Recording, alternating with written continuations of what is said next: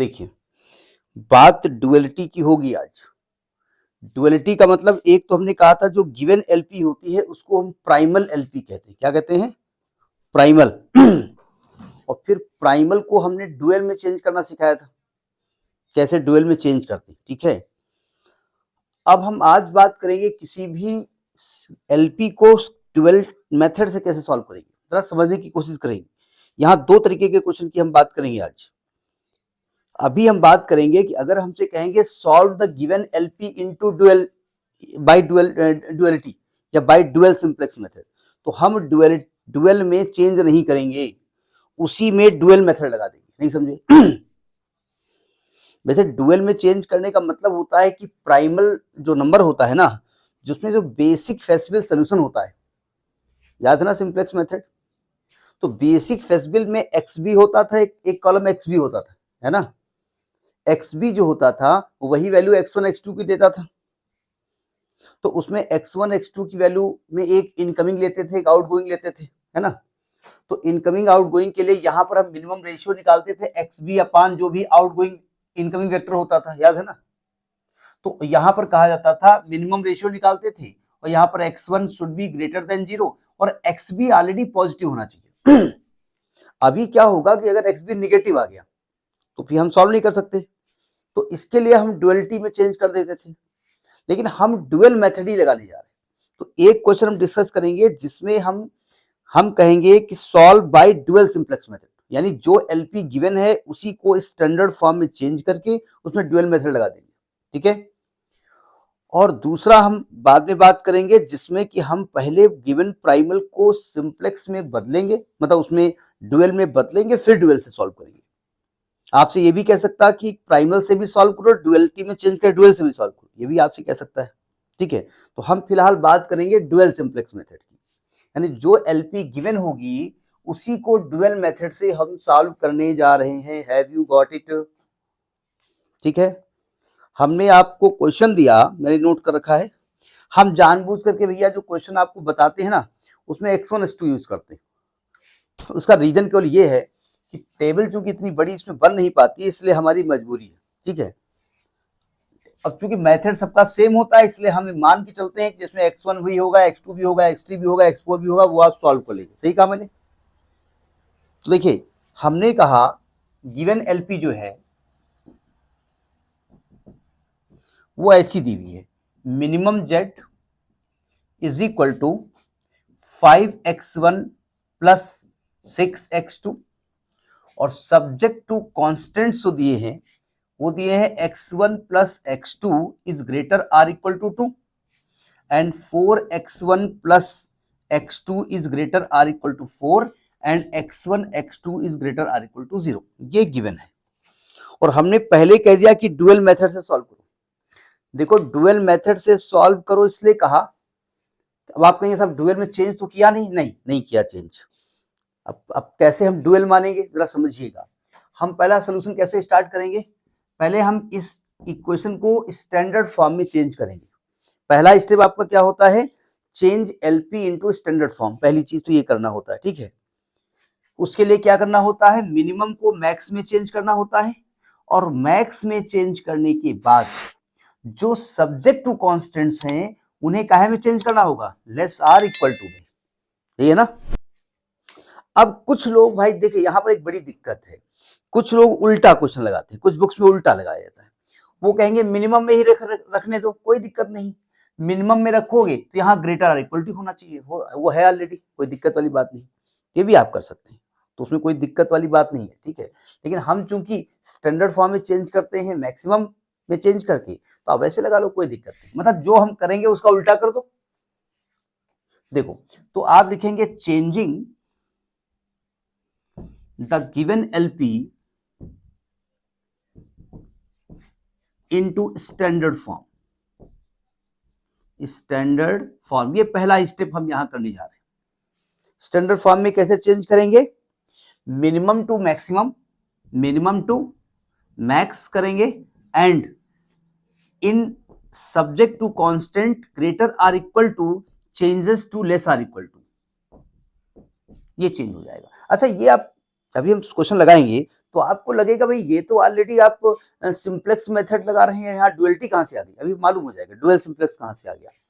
देखो चेंज करने जा रहे हैं, तो ये क्या हो जाएगा, ये भैया हो जाएंगे मैक्सिमम जेड। मैक्सिमम जेड कैसे होता है, माइनस मिनिमम जेड, यानी ये हो जाएगा -5x1 -6x2। अब चूंकि आपकी जो इनइक्वलिटी का साइन है वो लेस आर इक्वल टू ही होना चाहिए, पहली कंडीशन है, तो ये हो जाएगा आपका माइनस सब्जेक्ट टू कांस्टेंट जो आपके हो जाएंगे -x1 -x2 is less or equal to -2 and -4x1 -x2 is less or equal to -4। ठीक है, और x1 x2 की जो वैल्यू है ना वो ग्रेटर आर इक्वल टू 0 होगी, ध्यान रखिएगा, वो लेस देन नहीं हो सकती, तो पहली कंडीशन है। अब क्या करेंगे, हम इनइक्वलिटी को इक्वलिटी में चेंज करेंगे by using slack or surplus या ओनली सरप्लस। क्या लिखे हम यहाँ, क्योंकि लेस आर इक्वल टू है तो हमें स्लैक करना पड़ेगा, सरप्लस करना पड़ेगा।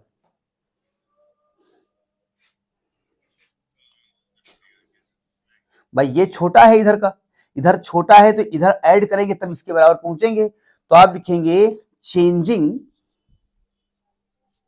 Inequality into equality bye using slack variables. देखो अब मैं इसको ऊपर लिखता हूं दोबारा, थोड़ी जगह की कमी चूंकि रहती है, चूंकि डिजिटल बोर्ड बड़ा महंगा आता है, सस्ता हो जाए। देखो मेरी नहीं, टैब वाले लिखने में हमको समझ में नहीं आता, क्योंकि वो छोटे छोटे को आता है, अगर हम लिखेंगे उसको अभी नहीं, टैब में लिख करके वीडियो बनाने में थोड़ा दिक्कत होती है हमको। ठीक है, जब तक हमारा चेहरा बोर्ड की आदत पड़ी हुई है, देखो टैब की आदत तो अब उम्र ज्यादा हो गई, अब ज्यादा चेंज कर नहीं पा रहे हैं, इतना ही ठीक है। देखते हैं maximum Z is equal to क्या होगा, आएगा -5x1 माइनस, ये पहला स्टेप चल रहा है। गिवन एलपी को आपने कहा डुअल में चेंज किया नहीं, हमसे कहा नहीं उन्होंने प्राइमल डुअल की अगर बात करते, प्राइमल करते तो डुअल चेंज कर देते, हम इसी को डुअल में चेंज कर रहे हैं, और डुअल की जो कंडीशन वो लगाए दे रहे हैं कि भाई मैक्सिमाइजेशन में लेस आर इक्वल टू होना चाहिए, मिनिमाइजेशन में ग्रेटर होना चाहिए। तो आप चाहो तो यहां मैक्सिमाइजेशन का यूज ना करिए, आप मिनिमाइजेशन में ही लगा दो, लेकिन हम शुरुआत से एक हैबिट डाले हुए हैं कि हम मिनिमाइजेशन को मैक्सिमाइजेशन में ही सॉल्व करते हैं, तो कर लेते हैं। अच्छा, सब्जेक्ट टू कांस्टेंट देखो क्या होने वाला है, ये होने वाला है -x1 -x2 और एक जो स्लैक है वो x3 ऐड करेंगे, इज इक्वल टू यहाँ -2 हो जाएगा। अब चूंकि बहुत लोग स्लैक के लिए S1 S2 यूज करते हैं, तो कोई दिक्कत नहीं, कुछ भी यूज करिए आप, और -4x1 -x2 plus x3 use कर चुके हैं तो 0 कर दिया, plus x4 is equal to -4, और यहाँ ऑब्जेक्टिव फंक्शन में भी 0x3 प्लस 0x4 करेंगे। तो पहला स्टेप तो हमारा ये होता है, समझ में आ गया। दूसरे स्टेप में इनिशियल बेसिक फेसिबल सोल्यूशन निकालना होता है। मतलब पहला स्टेप हेडिंग नहीं डालेंगे यार, मैं समझाने की कोशिश कर रहा हूं, इससे दिमाग में रहेगा कि डुअलिटी 3 स्टेप में या 4 स्टेप में सॉल्व कराई गई थी, तो याद रहेगा, क्योंकि यहाँ पर मेमोरी बहुत जरूरी होती है ना। स्टेप 2 में करना ये है initial basic feasible solution. Initial basic feasible में क्या होता है, जो गिवन कांस्टेंट्स होते हैं उनको हम 0 मान लेते हैं, और जिनकी वजह से आइडेंटिटी बन रही है, मतलब सरप्लस के लिए हम बात नहीं कर रहे हैं, ना तो आर्टिफिशियल की बात कर रहे हैं। हाँ, आइडेंटिटी बनाने के लिए उनका जिनका आर्टिफिशियल का भी यूज करें तो अलग की बात है। तो यहाँ पर x1 बराबर x2 बराबर 0 कर देंगे, तो x3 का मान आ जाएगा -2 और x4 का मान आ जाएगा -4, तो यानी कि जो xb आएगा वो आएगा -2 -3। ठीक है, अब आप कहीं तो निगेटिव आ गया, हाँ यही तो दिक्कत है। तो अब हमने ये थोड़ी कहा कि ये फेसिबल सोल्यूशन आपका ये जो है फेसिबल सोल्यूशन मिल गया है, ये तो इनिशियल मिला है, अभी फाइनल आंसर कहाँ मिला आपको, ये तो आपने जबरदस्ती के जोड़े हैं, वो उनकी वैल्यू है। ठीक है, इसके बाद हम ऑप्टिमल टेस्ट करते हैं। देखो डुअलिटी में ऑप्टिमल टेस्ट करने की कुछ कंडीशंस हैं। जब हम डुअल सिंप्लेक्स टेबल समझा देंगे तब हम उसमें कंडीशन बताएंगे कौन कौन सी होंगी, ठीक है। अब हम बनाने रब कर दें इसको। अब बनाने जा रहे हैं इनिशियल ड्यूअल सिंप्लेक्स टेबल, या इनिशियल सिंप्लेक्स टेबल कर दो। इनिशियल सिंप्लेक्स टेबल लिखो, तो मेथड तो सिंप्लेक्स का ही लग रहा है, सिंप्लेक्स टेबल। जरा सावधान, टेबल बनानी आपको आनी चाहिए। बी, यहां पे आएगा बी, इतनी जरूरत है, इतने से काम चल जाएगा। B, C B, X B, y1, y2, y3, y4। y इसलिए बोला है कि हम लोगों की आदत y की पड़ी हुई है, बचपन से जो आदत में पढ़ाई के समय आता है वो निकलता वही है। ये b है, ये cb है, ये xb है, ये x1 है, ये x2 है, ये x3 है, ये x4 है, ये cj है ना। देखिए, जिनकी वजह से आर्टिफिशियल सॉरी जिनकी वजह से आपका वो आइडेंटिटी बन रही है, उनको अल्फा बीटा अलग से मान सकते हो, हम मान कुछ नहीं रहे हैं। सीजे में क्या करते हैं, वो सिंप्लेक्स मेथड लगा रहे हैं आप। सीजे में क्या करते हैं, x1, x2, x3, x4 की जो कोफिशिएंट है मैक्सिमम जेड में, वो लिखते हैं -5, -6, 0, 0। इसके बाद बी में क्या लिखते हैं, वो वेरिएबल जो इनिशियल बेसिक फेसिबल सोल्यूशन वाले हैं, या जिनकी वजह से आइडेंटिटी बनाई है, x3 और x4। तो यहां लिखा जाएगा x3 और x4, ठीक है। इसके बाद क्या करेंगे आप, इसके बाद सीबी में क्या करते हैं, सीजे में x3 और x4 के आगे जो लिखे हैं 0 और 0। XB होता है इनिशियल बेसिक फेसिबल सोल्यूशन, जो कि a इक्वल टू वाला होता है, -2 और -4। x1 का कोफिशिएंट क्या है, -1 और -4। x2 का है -1 और -1। ये है 1 और 0, 0 और 1। अब क्या करेंगे, डेल्टा जे निकालेंगे। अच्छा, बहुत लोग जेड जे निकालते हैं, फिर वहां से डेल्टा जे निकालते हैं। तो आपके पास जगह हो कॉलम की तो बना लो, हमको कैमरे में नहीं आ पाता है। डेल्टा जे क्या होता है, सी जे माइनस सी बी एक्स जे। हमने बताया था ये वैल्यू कुछ बुक्स में उल्टा लिखी हुई है, ठीक है। सी बी एक्स जे माइनस सी जे लिखा हुआ है, तो कोई दिक्कत नहीं है। जिसको हम निगेटिव में ऑप्टिमल कहेंगे, वो पॉजिटिव में ऑप्टिमल कहेंगे। अब क्या करेंगे, x1 के लिए डेल्टा 1 निकालते हैं। क्या फॉर्मूला होगा, c1 minus C B x1। ये फेयर वर्क है। देखिए, एक तो गलती होने के चांसेस नहीं होते, पहली तो एक कंडीशन है, ठीक है।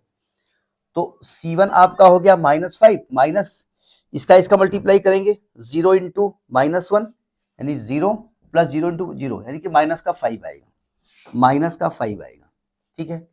फिर डेल्टा 2 निकालेंगे, तो c2 minus C B x2। C2 हो गया आपका -6 माइनस CV हो गया 0, 0, 0, 0। देखिए, वैसे तो ये डिटर्मिनेंट बनाई जाती है, ये डिटर्मिनेंट बनाई जाती है। देखो, अगर आप फेयरली करेंगे तो एक्चुअली में देखिए ऐसा है, होता क्या है कि हम इसको लिखते हैं ऐसे 0, 0, है ना, और x2 को ऐसे लिखते हैं आप -1, -1 ऐसे लिखा जाता है, हम बता रहे हैं आपको, ठीक है। इसका ऑर्डर क्या है, एक रो 2 कॉलम। इसका ऑर्डर 1 क्रॉस 2 है, इसका ऑर्डर क्या है 2 क्रॉस 1। दोनों का मल्टीप्लाई होकर रिजल्ट 1 क्रॉस 1 का आएगा। तो नियम ये होता है लिखने का तरीका मैं बता रहा हूं, ठीक है। मतलब टीचर ने कहा डेल्टा 1 डेल्टा 2 दिखाओ, तो फिर ये मल्टीप्लाई करना पड़ेगा ना आपको, तो डिटरमिनेंट बनाओगे ना। तो ये हो जाएगा -6 माइनस 0 इंटू -1 प्लस 0 इंटू 0 रहेगा, यानी कि -6 आएगा। डेल्टा 3 0 आने वाला है, ये 0 आने वाला है, ठीक है। अब जरा समझने की कोशिश करो, अब यहां पर थोड़ी सी चीजें समझाने वाली है, सावधान। देखिए, स्टेप इसमें ऑप्टिमाइजेशन टेस्ट कहता क्या है। ऑप्टिमल सिंप्लेक्स मेथड ये कहता है कि भैया अगर डेल्टा जे, सभी delta J less or equal to 0 है। अब जरा समझिएगा, जिन्होंने इसको उल्टा लिखा होगा उनकी वैल्यू +5 +6 आई होगी, ठीक है। तो मैं निगेटिव में ऑप्टिमल कहता हूं तो पॉजिटिव में ऑप्टिमल कहेंगे, तो कंफ्यूज मत होइएगा। तो चूंकि अब आप लिखेंगे एज ऑल डेल्टा जेज आज less or equal to 0, so solution is optimal. Optimal तो हो गया, नहीं हो गया, लेकिन मजबूरी ये है कि भाई हमारे पास जो एक्चुअली में वेरिएबल थे वो x1 x2 थे, नहीं समझे। और यहां तो निकल रहा है x3 x4, वो भी निगेटिव निकल रहे हैं। तो अगर ये ऑप्टिमल है एंड ऑल, या एटलीस्ट वन कह दो, एटलीस्ट ना कहो, and xb is less than 0, equal to नहीं, less than 0, so solution is not feasible, solution is not feasible, ये फेसिबल नहीं है। फेसिबल आप जानते हैं, फेसिबल क्या होता है, बाउंडेड क्या होता है आप जानते हैं, ठीक है, यानी इनफेसिबल सोल्यूशन है, इनफेसिबल सोल्यूशन है, क्योंकि शुरुआत में आपसे कहा गया है कि x1 x2 x3 x4 greater equal to 0 होते हैं, ये हो गया ना, समझ में आ गई बात। अब प्रॉब्लम ये है कि आपको ये नोट कर लिया ना, रब करते जाएंगे हम। अब प्रॉब्लम ये है कि देखो इसी में मैं समझा दूंगा सब पूरा, अगर ये ऑप्टिमल है, ठीक है, और ये एक्स बी सब पॉजिटिव है, स्टेप वन समझिएगा, मैं इसमें इसी में समझा दे रहा हूं। ऑप्टिमलिटी टेस्ट में अगर ऑल डेल्टा जेस आज लेस आर इक्वल टू 0 है, ऑप्टिमल हो गया, and all X B is greater or equal to 0, ये सब पॉजिटिव हो, 0 हो या पॉजिटिव हो, निगेटिव ना हो, सो इट इज क्या कहेंगे, optimal solution, it has optimal solution, हो गया सोल्यूशन। यही x3 का मान है, यही x4 का मान है, काम खत्म हो गया, वैल्यू निकल आई। अब आप कहेंगे भाई यही x3 का मान है, ये x4 का मान, तो x1 x2 0 हो जाएंगे। भाई हमारा जब सोल्यूशन ऑप्टिमल हो जाता है तो जो ये होता है उसकी वैल्यू होती है, जो यहां नहीं होता वो 0 हो जाते हैं, ये होता है ना। तो अगर ये सब निगेटिव हो तो ऑप्टिमल हो गया, और ये सब पॉजिटिव या 0 हो तो ये फेसिबल सोल्यूशन हो जाता है, हमारा वर्क खत्म हो जाता है, हमारा आंसर निकल आता है, समझ में बात। लेकिन अगर अच्छा ये अगर निगेटिव सब आ गए, यानी सोल्यूशन ऑप्टिमल है, अच्छा ये अगर निगेटिव ना आए तब तो काम ही खत्म है, फिर तो आगे बढ़ो, नहीं समझे। तो अगर ये ऑप्टिमल है, इसमें कोई भी एक निगेटिव है, कोई भी एक निगेटिव है, तो ये फेसिबल सोल्यूशन नहीं है। तो आप क्या करेंगे, अब आपको इनकमिंग वेक्टर निकालना पड़ेगा। आपको आवाज आ रही, नहीं वो डिसकनेक्टेड वर्ड यूज कर रहा था, कहीं से किसी ने कनेक्ट किया है और कहीं, देखो तो ये आपका सोल्यूशन कैसा हो गया, इनफेसिबल हो गया। तो इनकमिंग वेक्टर कैसे निकालेंगे, और आउटगोइंग कैसे निकालेंगे, जरा समझने की कोशिश करो। हमें आउटगोइंग निकालने का तरीका क्या था, तरीका ये था कि भाई यहां से तो इनकमिंग कैसे हम ले जाएं, तो सब नेगेटिव हो गए, इनकमिंग ले कैसे, आउटगोइंग ले कैसे। भाई आउट इसमें क्या होता था, जो पॉजिटिव होता था वहां से इनकमिंग करते थे, याद है ना, और यहां से इनकमिंग करके एक्स बी में डिवाइड करते थे उससे, और कहते थे x1 less than greater than 0 होना चाहिए, निगेटिव नहीं होना चाहिए। ये तो एक्स बी निगेटिव आ गया, तो कुल मिलाकर के ना तो मुझे इनकमिंग मिल रहा है ना तो आउटगोइंग मिल रहा है, इनकमिंग तो मिल ही नहीं रहा है। भाई इनकमिंग कैसे मिलता है, जो ये डेल्टा जे जो मोस्ट पॉजिटिव होता था वहीं से तो आप अंदर जाते थे, ये तो ऑप्टिमल हो गया। तो सबसे पहले यहां पर आउटगोइंग वेक्टर सेट करना पड़ेगा, ठीक है, यानी की रो। देखो जरा ध्यान से, पहले क्या निकालना पड़ेगा, फॉर आउटगोइंग वेक्टर, यानी जिसको आप हिंदी में कहते हैं की रो, हिंदी मतलब मैथ की भाषा में। सुनो ध्यान से, XB में जो मोस्ट नेगेटिव है, select most negative value of XB, select most negative value of XB, XB की मोस्ट नेगेटिव वैल्यू आप करिए। कौन है मोस्ट नेगेटिव, दैट इज -4, ये है मोस्ट नेगेटिव। अब देखो -4 किसके करस्पॉन्डिंग है, x4 के करस्पॉन्डिंग है, यानी it is corresponding to, it is corresponding to x4, so x4 is outgoing, x4 is outgoing, ये आउटगोइंग हो गया, या इसको की रो कहेंगे, ठीक है, मिल गया की रो आपको, यानी ये आउटगोइंग मिल गया, यानी कि सॉरी x4 है ना, हाँ सॉरी, हाँ ठीक ठीक ठीक ठीक सही कहा, बड़ा ध्यान से देखना पड़ता कहीं गलत ना हो जाए, यानी x4 आउटगोइंग हो गया। अब इनकमिंग कैसे मिलेगा, अब प्रॉब्लम हम जो सिंप्लेक्स मैथ नोट कर लिया ना, राइटिंग गंदी है इसलिए बोलते भी जा रहे हैं। अब दिक्कत यह है कि इनकमिंग में हम क्या करते थे भाई, हम पहले इनकमिंग निकालते थे, अब यहां तो पहले आउटगोइंग हो गया, तो इनकमिंग निकालने का तरीका क्या होता है, जरा देखो। इनकमिंग के लिए, फॉर इनकमिंग, ये फेयर वर्क है, ध्यान रखिएगा। इनकमिंग के लिए क्या करते हैं, देखो ध्यान से, सावधान। जो आपका यानी इनकमिंग वेक्टर कहें या इसको हम की कॉलम कहते हैं, की कॉलम कहते हैं। देखो ध्यान से, इसमें जो डेल्टा जे है ना, डेल्टा जे, इसको डिवाइड कर दो आउट गोइंग रो से। आउट गोइंग रो कौन सी है, x4 से डिवाइड कर दो, x4 से डिवाइड कर दो, और शर्त यह है कि जो x4 है वो लेस देन 0 होना चाहिए। नेगेटिव वैल्यू लेंगे और इसका जो वैल्यू आए उसका मिनिमम रेशियो निकालो, ठीक है। अब जरा एक बात और समझ लो, जो इसको उल्टा लिखते हैं ना वो यहां मैक्सिमम बोलते हैं, तो कंफ्यूज मत होइएगा। जो डेल्टा जे निकालते वक्त उल्टा लिखते हैं ना, सीबी माइनस, मतलब वो लिखते हैं जेड जे माइनस सी जे लिखते हैं ना, वो अगर ये लिखेंगे तो वो यहां पर आपका मैक्सिमम लिखेंगे, तो उसमें कंफ्यूज मत होइएगा, बस इतना थोड़ा सा अंतर कभी कभी हो जाता है, ठीक है। अब देखो ध्यान से, मिनिमम, सावधान। अब मैं डिवाइड करने जा रहा हूं, डेल्टा जे देखो -4 है, डिवाइड करेंगे -4 है, डिवाइड करेंगे -5 डिवाइडेड बाय -4, यानी -5 डिवाइडेड बाय -4, कॉमा -6 -1 से डिवाइड हुआ। जीरो का जीरो डिवाइड नहीं कर सकते क्योंकि आपसे कहा गया कि एक्स जे वो लेना जो नेगेटिव हो, तो यही दो वैल्यू लेंगे आप। तो ये आ गया मिनिमम, ये आ गया 5/4 और 6, तो इसमें मिनिमम क्या 5/4 आ रही है, और 5/4 किसके करस्पॉन्डिंग आ रही है, x1 के करस्पॉन्डिंग आ रही है ना। 5/4 यहां पर आया ना, तो it is corresponding to s1, it is corresponding to x1, so x यहां लिखे जा रहे हैं, so x1 is outgoing vector, outgoing vector कह दो, आर सॉरी इनकमिंग वेक्टर, क्या बोल रहा हूं भैया, is incoming vector, or incoming, या इसको कहते हैं की कॉलम, की कॉलम, यानी ये आपका इनकमिंग हो गया।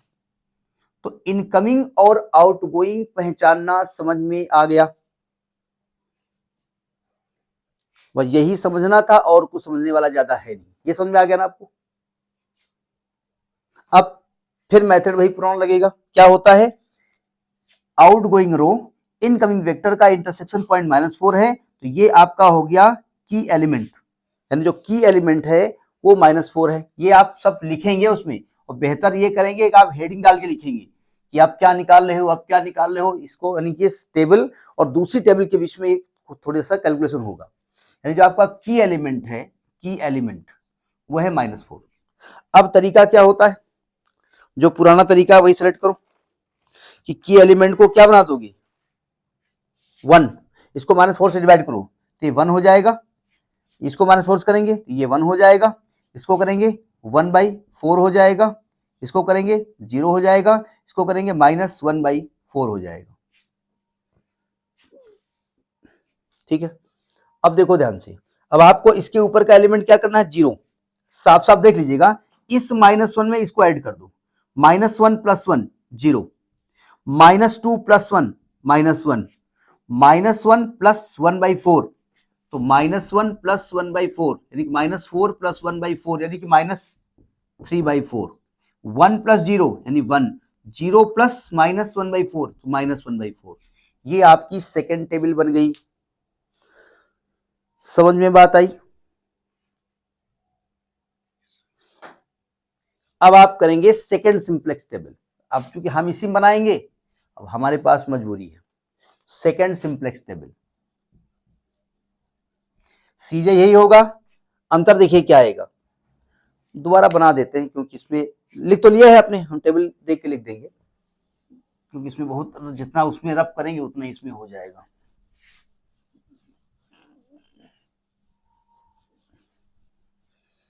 यहां से रब करते हैं ना, और ऊपर ले लेंगे, क्योंकि हमको मैक्सिमम जेड ही चाहिए और तो कोई दिक्कत है नहीं। Second simplex table, second simplex table, B C B, अरे अभी तो लाइन खींच रही है, B C B X B X one X two X three X four, B C B X B X one X two X three X four. देखो इसके लिखने के तरीके में कंफ्यूज मत होना। अब कुछ लोग सी बी को इधर लिख देते हैं, कोई बी उधर लिख देता है, तो कुछ बुक्स में अलग अलग अपना मेथड है, तरीका सबका वही है। ये सी जी हो गया। अब देखो आपका आउटगोइंग क्या हो गया था, आउटगोइंग हो गया था आपका x4 और इनकमिंग हो गया था x1। तो यानी यहां पर x3 आने वाला है, यहां पर x1 आने वाला है ना। x3 के सामने, अच्छा यहां कौन था, यहां -5 -6 0 0 है। x3 के सामने 0, x5 के x1 सामने -5, xb क्या आया है -1 1, एक बार चेक कर लीजिएगा, 0 1 -3/4 1/4 1 0 -1/4 और -1/4। क्या यही टेबल है पीछे वाली?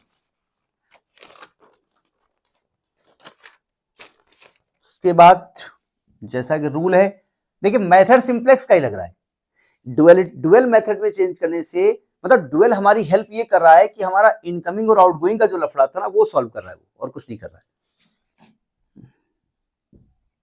ये डेल्टा जी, डेल्टा जी क्या होता है, सी जे माइनस सी बी एक्स जे। देखो जब हम डेल्टा 1 निकालते हैं तो ये आएगा -5 माइनस, ये डायरेक्ट लिख देते हैं हम, सी बी x1 लिखेंगे जब आप तो 0 इंटू 0 0 आएगा, और -5 इंटू -1 -5 आएगा, तो -5 + 5 0 आ जाएगा, ये 0 आने वाला है।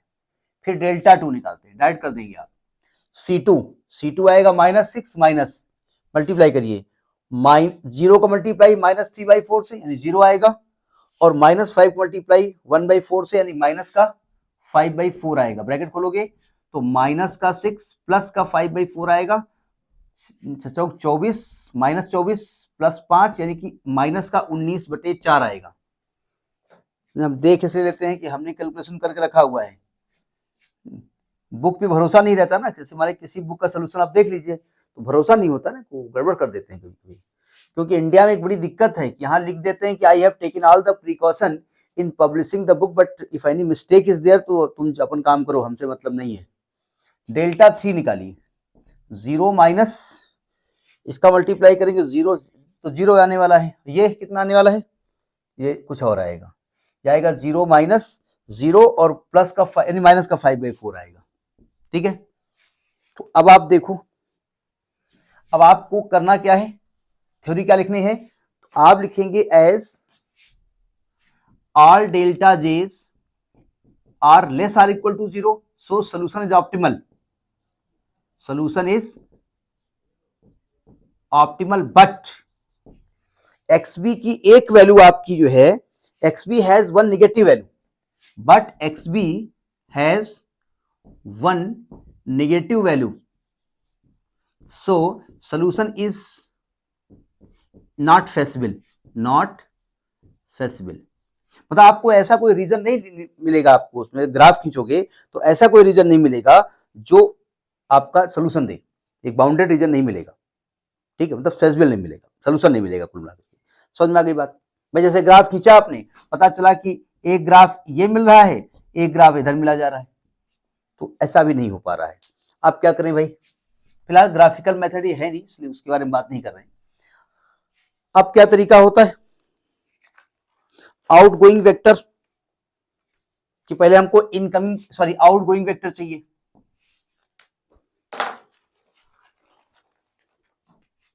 आउटगोइंग वेक्टर जिसका दूसरा नाम क्या था, की-रो।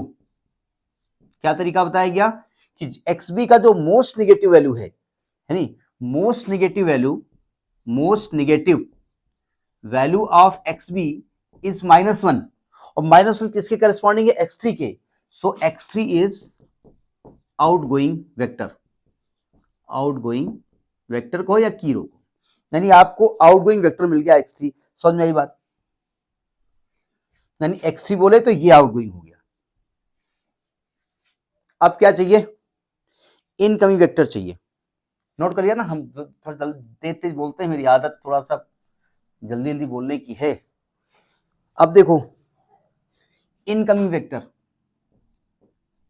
इनकमिंग वेक्टर में क्या कहा गया? कहा गया मिनिमम वैल्यू निकालो। किसकी?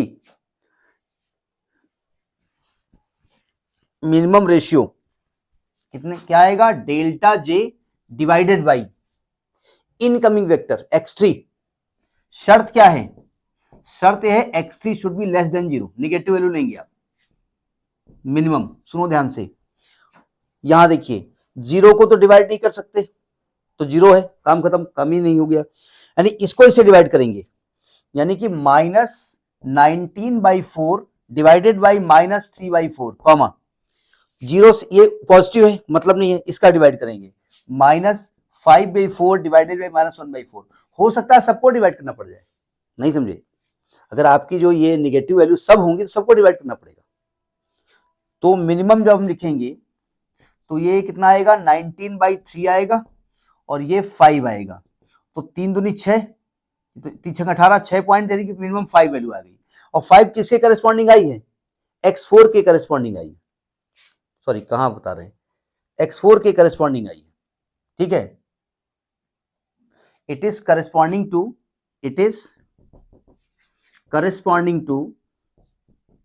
x4, so x4 is outgoing, sorry incoming. अभी x4 ही तो अंदर था, अभी x4 ही तो अंदर था, इसके पहले बाहर किसको किया था आपने? इसके पहले बाहर, हाँ तो फिर आ गया, कोई दिक्कत, वो कोई दिक्कत नहीं है, वो बात पहले आया नहीं आया उससे कोई मतलब नहीं है, फिर आ गया ये। तो x4 को अंदर कर दो, ये इनकमिंग हो गया। दोनों का इंटरसेक्शन पॉइंट क्या रहा है? ये रो ये कॉलम, ये आपका की एलिमेंट हो गया। ठीक है, तो अब आप इस की एलिमेंट को 1 बनाइए। ऐसा नहीं कि वो दोबारा नहीं आ सकता है, कोई आर्टिफिशियल तो है नहीं कि हटा नहीं, ये तो स्लैक वेरिएबल है, बेचारा आइडेंटिटी बना रहा था, आपके काम की चीज थी ये। इसको 1 बनाओ। 1 बनाने के लिए क्या करेंगे? इसको -4 से मल्टीप्लाई करो। -4 से मल्टीप्लाई किया हमने, तो -4 से किया तो ये 1 हो गया, इसको -4 से किया तो माइनस का 4 हो गया, इसको -4 से किया तो ये 3 हो गया, इसको -4 से किया तो 0 हो गया, इसको -4 से किया तो 4 हो गया। सही कहा मैंने? 4 हो गया, 0 हो गया, 3 हो गया, -4 हो गया। ठीक है, अब जरा यहां देखिए, ये जो आपकी सेकेंड रो है ना, वो एक्चुअली है क्या? सेकेंड रो 1 है, 0 है, 1/4 है, 0 है, -1/4 है। और जो पहली रो आपकी जो बनी है, इसको 1/4 बनाना पड़ेगा, तो इसको 4 से डिवाइड करना पड़ेगा। तो ये 1/4 से डिवाइड करोगे तो ये 1 हो जाएगा, ये 0 हो जाएगा, ये 3/4 हो जाएगा, ये -1 हो जाएगा और ये 1/4 हो जाएगा, और दोनों को ऐड करना पड़ेगा। इसको देखना है ना, इसको 0 करना है, जो काम इसके साथ होना है वो सबके साथ होना है। चूंकि इसे 0 बनाना है, इसको ऐड करना पड़ेगा, तो ये 2 आने वाला है, ये 0 आने वाला है, 1/4 प्लस 3/4 1 हो जाएगा, इसको ऐड करोगे -1 आएगा, इसको करोगे 0 आएगा। तो 2 0 2 क्या आ रहा है? 2 नहीं, ये 1 मिनट रुकिए, हाँ ये 2 आ रही वैल्यू, ये 2 आ रही वैल्यू, फिर ये 1 आ रही वैल्यू। कुछ गड़बड़ कर रही है क्या? 1 मिनट रुकिए, कुछ गड़बड़ कर गए क्या? 0 है, ये 1 है भाई, यहाँ पर ये 1 है ना, यहाँ पर 0 क्लिक है, ये 1 है। कुछ गड़बड़ कर गए क्या? क्यों? R2 नहीं, 1 मिनट देख लीजिए, R2 क्या है? R2 आपका है 1 था क्या यहाँ पर? R2 में 1 ये 1 था, ये R2 था ना, हाँ ये 1 था। ठीक है, तो कुछ गड़बड़ आ रहा है भाई, ये बात चेक करो जरा। नहीं, ये जो R1 बनी थी, R1 बनी थी आपकी, ये R1 बनी है आपकी, ये 4, R1 क्या बनी? R1 ये है, R2 लिखा हमने, R2 आपकी है 1, R2 आपकी है 1, ये है 1/4, ये है 0 और ये है -1/4। ठीक है, R2 लिखी हुई है। और R1 जो है आपकी, वो है आपकी R1 ये 0 है ना, ये 0 आएगा ना, तो यहाँ 1 बचेगा। भाई 0 था ना ये, हम गलती से कुछ और लिख गए। भाई 4 को 4 से डिवाइड किया, 1 आ गया। R1 को 4 से डिवाइड करके लिख रहे हैं ना हम। इसको 4 से डिवाइड किया तो 0 आ गया, इसको 4 से डिवाइड किया तो 3/4 आ गया, इसको 4 से किया -1 आ गया, ऐड कर दिया तो यहाँ 1 आ जाएगा। तो आ गया, यहाँ पर आ गया आपका 2, यहाँ पर आ गया आपका 2, यहाँ पर आपका आ गया 1, यहाँ पर आपका आ गया 1, यहाँ पर आपका आ गया -1, यहाँ पे आपका आ गया 0। तो 2 1 1 -1 0। समझ में आई बात? ये आपकी सेकंड सिंप्लेक्स टेबल है। अब अल्टीमेटली आपको थर्ड सिंप्लेक्स टेबल बनानी पड़ेगी। बनाओ भाई थर्ड, इसको रब करते हैं, क्योंकि जितना उसमें अलग अलग करना पड़ता है उतना इससे काम चल जाता है।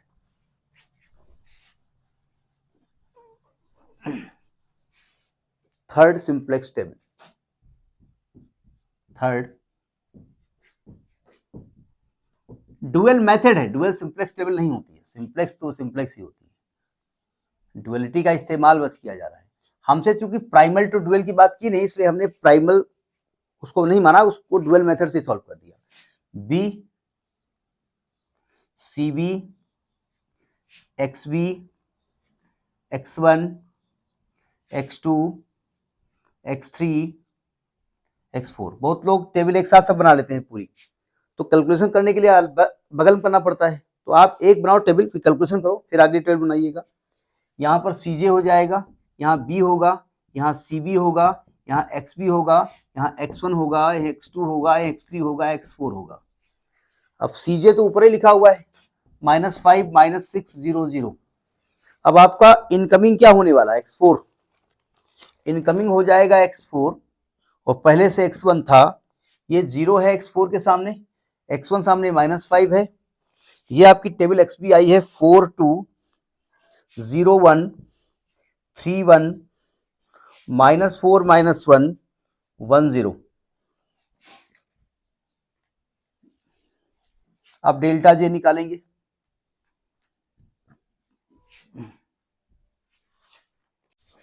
तो डेल्टा J निकालिए। डेल्टा J क्या होता है? CJ minus CBXJ। क्या मैं मान लूं कि डेल्टा J आप निकाल लेंगे? भाई इतने आप निकालते आए हैं, तो डेल्टा J निकल के आया है 0 -1 -5 0। अब देखो ध्यान से सभी, अब देखो डुअल क्या कहता है? डुअल कहता है अगर ये ऑप्टिमल है, सुनो ध्यान से, अगर ये सब निगेटिव नहीं है या 0 नहीं है, कोई पॉजिटिव है, तो ऑप्टिमल नहीं है। ठीक है, अगली टेबल बनाओ। इसी की बात हो रही है। डुअल कहता है, डुअल की हम बात नहीं कर रहे हैं, हम सिंप्लेक्स की बात कर रहे हैं। सिंप्लेक्स कहता है कि भैया अगर डेल्टा J में कोई पॉजिटिव आ गया तो आपका सोल्यूशन ऑप्टिमल नहीं है, अभी आपको अगली टेबल बनानी पड़ेगी। समझ में बात? अब मान लो ये सब निगेटिव आ गए, तो आप कहते हैं कि भाई ये ऑप्टिमल हो गया, लेकिन XB कोई निगेटिव नहीं होना चाहिए। अगर XB भी कोई निगेटिव है तो फिर आपका वो फेसिबल सोल्यूशन नहीं होगा, उसके लिए आउटगोइंग वेक्टर किसी और मेथड से निकालना पड़ेगा। ठीक है, अब मान लो ये सभी निगेटिव आ गए और सभी XB पॉजिटिव आ गए, ग्रेटर और इक्वल टू 0, तो आपका सोल्यूशन ऑप्टिमल हो जाएगा और सोल्यूशन फेसिबल हो जाएगा। ठीक है, तो आप लिखेंगे as all delta J's is less or equal to 0 and all XB is greater or equal to 0. So solution is optimal and feasible. feasible वगैरह हम बात पहले पढ़ा चुके हैं। feasible क्या होता है सब पूरा बाउंडेड ने बता दिया। ठीक है, ठीक है। अब देखो जरा, सो x1 का मान, भाई हमको तो x1 x2 चाहिए ना, x3 x4 तो आप पड़ोस से लेकर के आए थे भैया अपना काम सिद्ध करने के लिए। तो x1 की वैल्यू यहाँ क्या निकलने वाली है? x1 की वैल्यू निकलने वाली है 2 और x2 की वैल्यू निकलने वाली है 0। जो इसके अंदर नहीं है वो 0 है। x4 है, हमें उसकी जरूरत नहीं है। ठीक है, तो मैक्सिमम z क्या निकलेगा? तो x को 2 रखो तो माइनस का 10 आ जाएगा, लेकिन आपका तो मिनिमम z है। आपका जो क्वेश्चन ऑफ मिनिमम z का है, जो माइनस मैक्स z हो जाएगा, तो 10 आपका मैक्सिमम वैल्यू हो जाएगी, मिनिमम जेड। तो मिनिमम जेड 10 हो गया मिनिमम। और ये आपका समझ में बात आई कि नहीं है? तो इस प्रकार से आप ड्यूअल सिस्टम से किसी भी सिंप्लेक्स एलपी प्रॉब्लम को सॉल्व कर सकते हैं। देखिए आपसे ड्यूअल कहे ना कहें, अगर यहां घुस गया निगेटिव तो ड्यूअल मेथड अपने आप लग जाएगा। आपसे ड्यूअल मेथड करे अच्छी बात है, लेकिन मान लिया आपने, हाँ ड्यूअल में एक खास बात यह है कि हम मैक्सिमम के लिए लेस आर इक्वल टू ही लेते हैं, वो ड्यूअलिटी का कंसेप्ट होता है, ठीक है। अब कुछ लोग कहते हैं ड्यूअल में मिनिमम ही लेते हैं, लिख दो मिनिमम। मिनिमम लोगे तो आपका जो ये कंस्ट्रेंट्स होंगे ग्रेटर इक्वल टू हो जाएंगे और सिंप्लेक्स ही चलेगा, ये निगेटिव ही रहेगा, ठीक है। और जो ये डेल्टा जो उल्टा रहते हैं उसके लिए यहां पर जो आउटगोइंग के लिए मिनिमम रेशियो हम लिख रहे हैं वो मैक्सिमम बताते हैं बुक्स वाले, तो उसमें कंफ्यूज मत होइएगा। तो ड्यूअल सिंप्लेक्स मेथड समझ में आ गया, ठीक, नोट करें इसको।